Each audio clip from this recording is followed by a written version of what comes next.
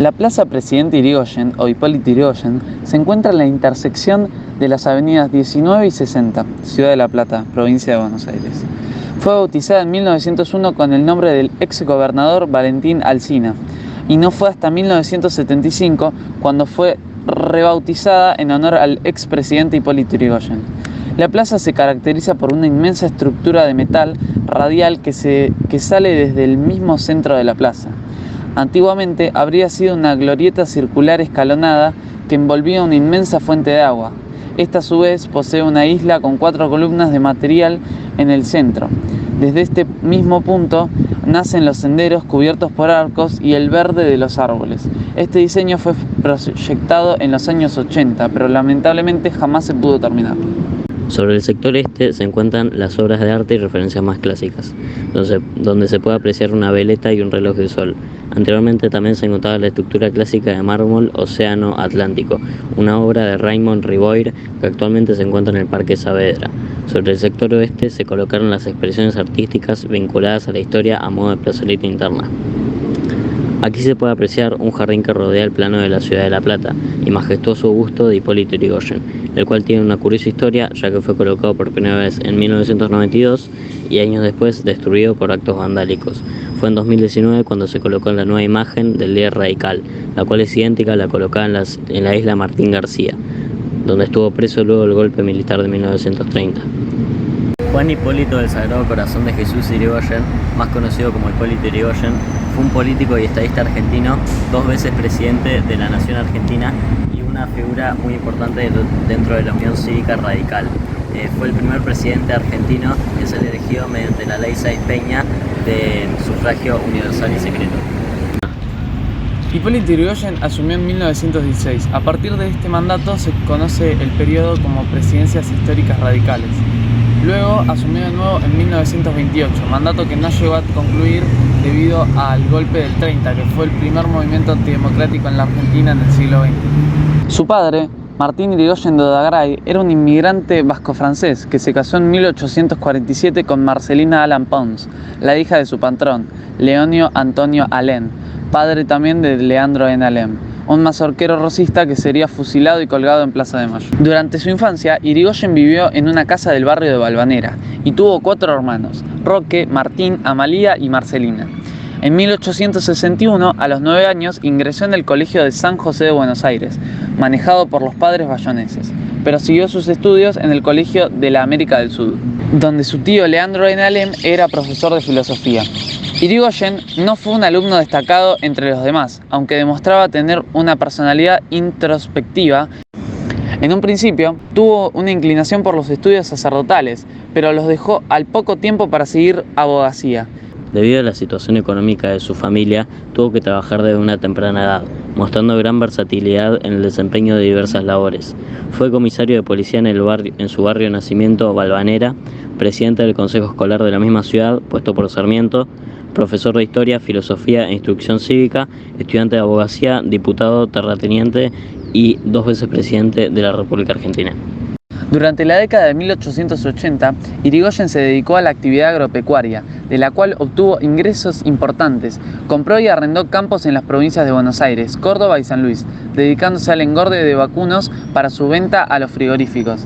En total, sus campos sumaban casi 25 leguas de tierra. Tras disolverse la Unión Cívica de la Juventud, se rearmó en la nueva Unión Cívica, conformada en 1890. Surgía como un movimiento que tenía como principal ideología el sufragismo y la lucha contra el régimen roquista. Irigoyen dudó en un principio del interés del movimiento, ya que él sostenía que la lucha no era contra una persona, el presidente Juárez Celman, sino contra todo un sistema. Durante los acontecimientos de la Revolución del 90, se apresuró a incorporarse y rápidamente fue nombrado jefe de la policía del gobierno provisional. Aunque el movimiento sería rápidamente sofocado por el gobierno y los pactos entre los sectores más conservadores de la Unión Cívica con el gobierno terminaron de unir el partido en una profunda crisis interna.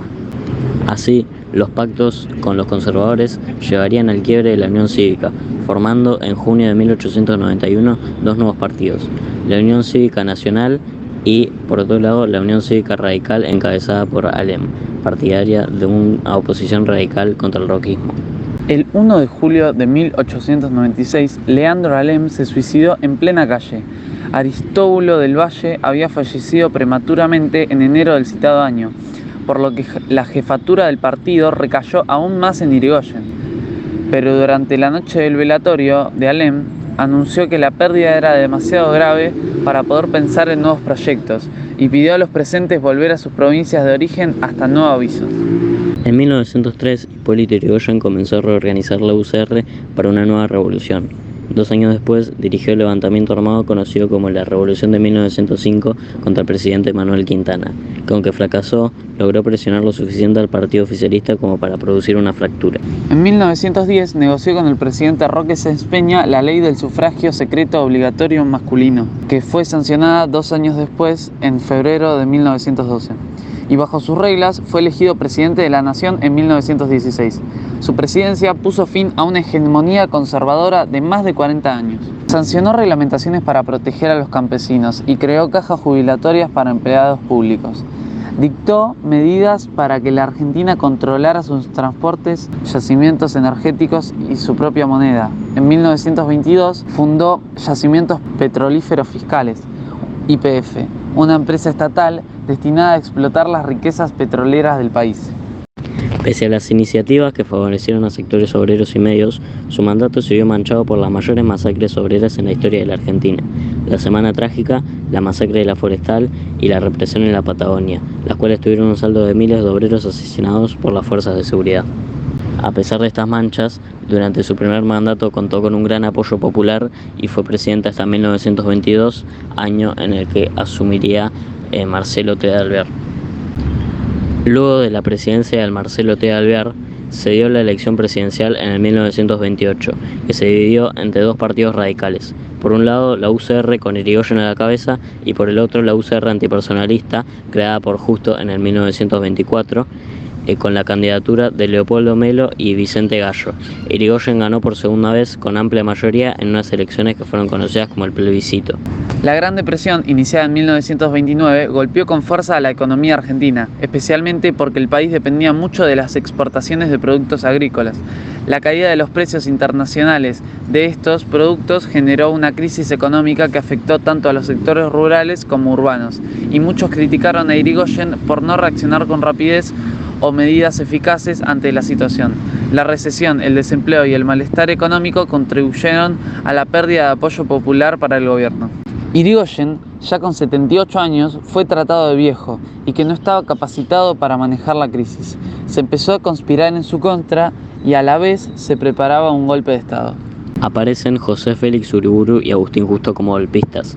Uriburu quería implantar sistemas corporativos como los de Europa en el país, mientras que Justo era más conservador, apoyando la democracia. Irigoyen no cree que le puedan hacer un golpe, ya que piensa que cuenta con el apoyo del ejército. En los primeros días de septiembre de 1930, Irigoyen enferma gravemente. Se rumorea que Enrique Martínez, su vicepresidente, asumirá el cargo.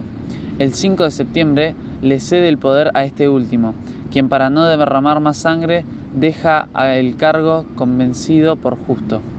El 6 de septiembre asume Uriburu como presidente e Irigoyen escapa a La Plata. Luego de escapar a La Plata, tras el golpe, Irigoyen se escondió utilizando una red de túneles secretos ubicados debajo de la Plaza Malvinas, que se decía que ya había utilizado previamente para moverse y esconderse de forma secreta durante los momentos de mayor tensión política. Luego fue despojado de sus riquezas como estanciero y fue confinado a la isla Martín García, en donde estuvo con varios presos políticos. Falleció el 3 de julio de 1933. Su entierro fue una de las manifestaciones espontáneas más masivas y sorpresivas de la historia de la Argentina, dirigido hasta el Panteón de los Caídos en la Revolución del Parque, en donde permanece desde entonces. Hipólito Yrigoyen fue una de las figuras fundamentales en la historia de Argentina, conocido por su liderazgo en la Unión Cívica Radical y por ser el primer presidente elegido democráticamente en la historia de la Argentina.